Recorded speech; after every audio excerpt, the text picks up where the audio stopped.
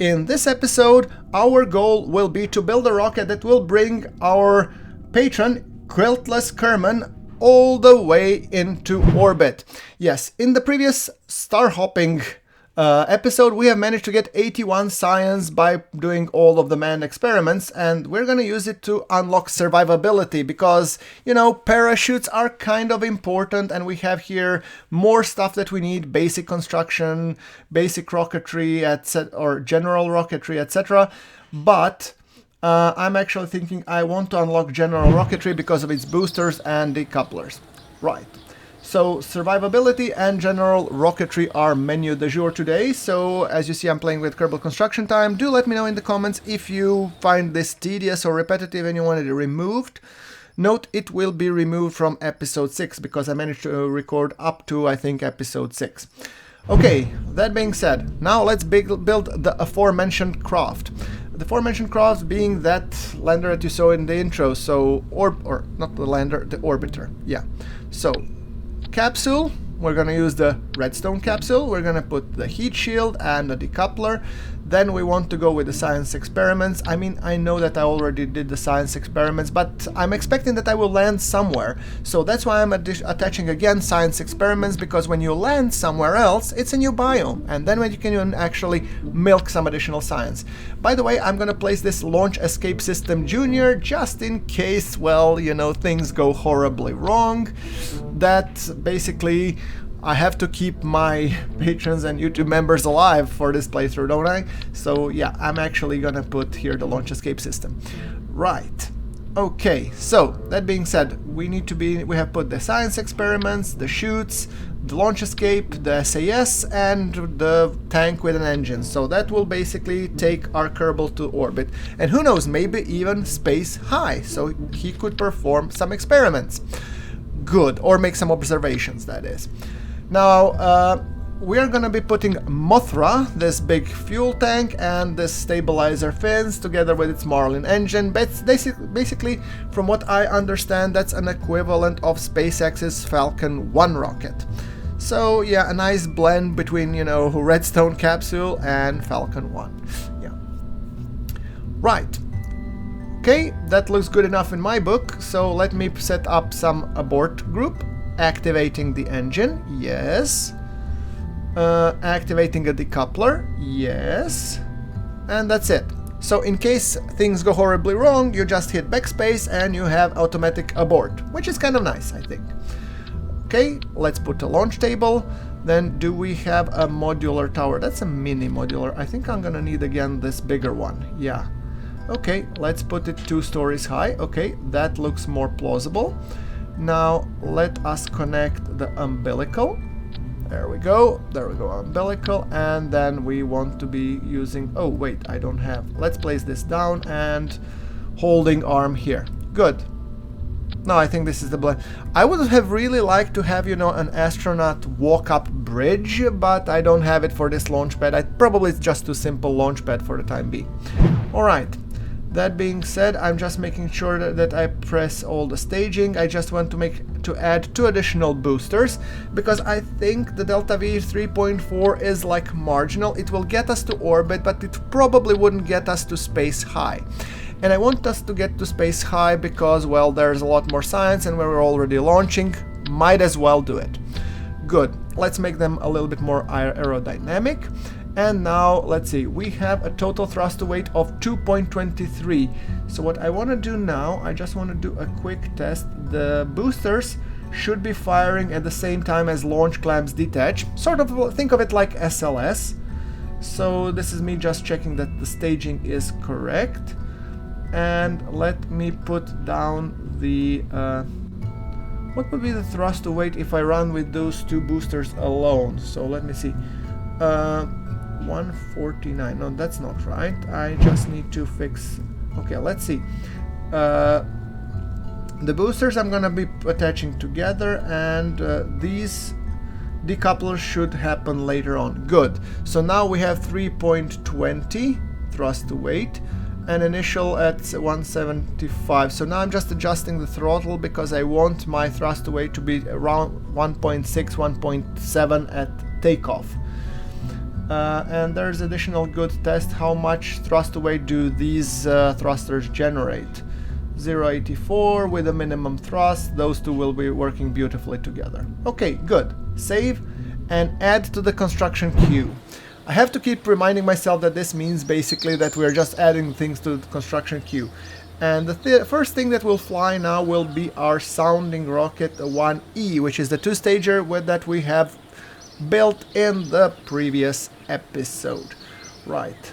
If you have missed that, I will be posting link in the comment below. Right. And also on the card in the top right corner. So that's also something if you want to see how that one has been built. So it's rolled out to the launch pad, and given that it's daytime, I'm preferring daytime launches for this time. And look at it beautifully looking here. Okay, swing that arm, thrust, and we're off. Looks good enough, and let's check out how it performs. Okay, our thrust to weight is 1.9 already. I mean, it's a very simple rocket with one very simple purpose. Getting space high and science. That's it. And note, I'm not even gonna burn orbit prograde. I'm just gonna burn at 60-degree angle up, and I'll let it go as far as it can go. Who knows? Let's check it out how far it can go. It will be fun. Alright. Our thrust to weight is 2.4. We are, though, in the thinner layers of the atmosphere, so no more atmospheric friction, which is great. And our apoapsis has already climbed to the space. And one thing that I don't like about this probe is actually that it says local control, meaning that this little launch clamp is actually providing me with almost fully autonomous control. So, but it's a trade-off. I don't have any better parts for the time being, so I'm gonna go roll with that one. I will replace it soon with some others, though, because it kind of negates the purpose of remote tech and antennas and whatnot. Okay, so I want to activate the Communitron, and now we are in space low, and I'm waiting till we get the in space high.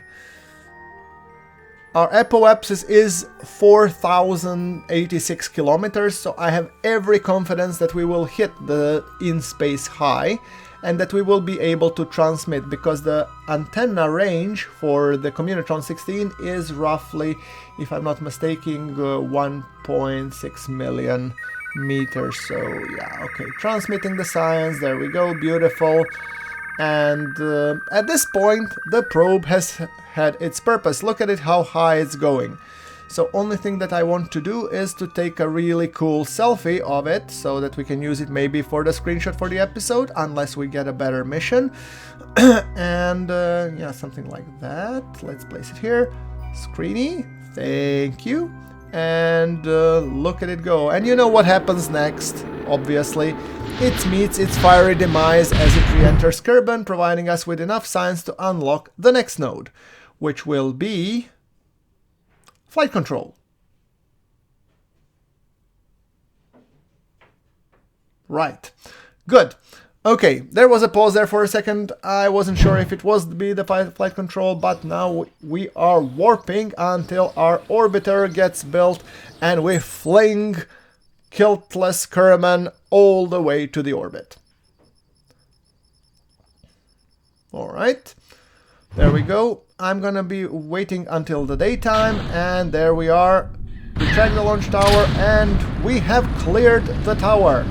There we go, boosters providing additional boost, and our dear patron, kiltless Kerbin, is actually launching into the orbit. There we go. By the way, thank you to all my patrons and channel members supporting me. You help me to do what I do here, and I really appreciate your support. Thank you so much, you guys are awesome. Alright, so solid fuel is burning out, hit it, and we are ditching the boosters. And with all that thing being said and done, we have a total of remaining 2,500 meters per second, which would be more than enough to get our kiltless all the way into the orbit. Note that it says 810 meters per second on the second stage. It's actually way more. but that engine is inefficient while we're in the atmosphere, so that's why it's reading way less than it should. Alright, as we are accelerating sideways, our apoapsis is climbing to our pretty much mandatory 100 kilometers. I know it's not mandatory, it's an arbitrary number, but it's a nice round number and I like it. Alright, there you go. Let's put it 100 by 100 kilometers orbit, and then we will be getting kiltless all the way into the orbit. So we have a burn coming up in 1 minute 27 seconds, which actually gives me some time to do some shenanigans. Right, let's decouple first the launch escape system. It's unnecessary mass and we don't want to haul it. Okay, let's take an EVA report, take out the surface data and perform another crew report, which we'll store for the safekeeping. Good. Note that in the top left corner we don't have any connection to the KSC because I've forgotten to take the antenna, but we have a Kerbinaut who is perfectly capable, so he knows how to do things without instructions. Yeah, Kiltless Kerbin has spent many hours in the simulator training for this moment and he is enjoying the heck of it. Okay, hitting the burn. Don't you fall asleep on me, Kiltless, so yeah. Alright, there we go, and decouple. Hit it. Next stage. There we go. Look at that. We have 1020 meters per second in that stage. As said, more than enough. Alright, our periapsis is climbing, and ladies and gentlemen, we have our first Kerbinaut in orbit. Kiltless. Seems like you're having fun, buddy. Yeah, congratulations on being the first Kerbal in orbit. Take data, store the experiments, and get back in. Oh, we cannot warp while Kerbals are on the ladder. Note, while you're here, I want you to make a few observations. Now we were in above water, but once we cross the biome and get above the shores and something, I would like again that you perform an EVA report and a crew report. Crew report is biome dependent apparently, so yeah, that's something that we need to take and store. Get in. Good. Any more biomes which we could take care of? Grasslands, okay. Shores. Yeah, take it, store it. See? Milking the science. There we go. Alright, Kiltless, you're doing an outstanding job. Now, what I want to do right now is I want to toggle the SAS on. We'll turn the rocket prograde, and we're actually gonna burn until we get the apoapsis above, I think, 300 or 400 kilometers, which would basically make us go in space high. I'm also taking care of my delta V, which is more than sufficient. So above 630, I'm pretty sure that we will be hitting the in space high. Yeah, I can see that you're happy, Kiltless, so kudos, buddy. Alright, let's go upwards and... oh, look at the moon. Don't you worry, moon. Moon, we will get there eventually. Okay. Doing some more science, and we are in space high. You don't say. Beautiful. Grasslands and all that jazz. Hope you don't mind entering and exiting a couple of times just to make sure that we store the experiments. Later on we're gonna be getting an experiment storage unit which will be doing that job for us, but for the time being we'll have to do with the low tech that we are given. The boys in the lab have been really busy with the research and they are eager to provide us with more and more awesome cool gadgets and technologies which will make our life multiplanetary, hopefully. Alright, there we go. So, Kiltless, you know what needs to happen now, buddy. The fiery re-entry, and which means you are the first Kerbal who has been going at this speeds. You are the fastest Kerbal still alive. Good. Yeah, still is good. Alright, so I'm gonna use the remainder of Delta V to actually brake as much as possible. You know, just hitting the handbrake however you can, and once that Delta V gets consumed, we will ditch the bottom stage and hopefully plummet to a safe re-entry. Bye-bye. Wait. Move, buddy. Alright. Whew. Okay. That got me worried there for a second. Fortunately, the heat shield tiles didn't crack, so there we go. Let's get into the re-entry procedures, shall we? There we go. Oh, the fire. Let's turn off the lights. I'm worried that the SAS might disengage, so you know, don't know how much battery we have on this tiny lander. So yeah. Alright, we have passed through the toasty phase. Let's kick along the drogue chute. We are high enough, so the drogue chute should basically go until 1000. I want Kiltless to descend quickly enough but safely enough. And then when we got below 1000, we'll be kicking the main chutes. There you go. Beautiful. Looks awesome. And thanks for the nice soft splashdown. By the way, guys, here I'm gonna use the opportunity. If you guys like this video, do check out, I have other series as well. You will be able to see it. And Quiltless, you have gotten so many ribbons. In the top right corner, as shown by your GrunfWorks icon, you will see another series of KSP Science if you want.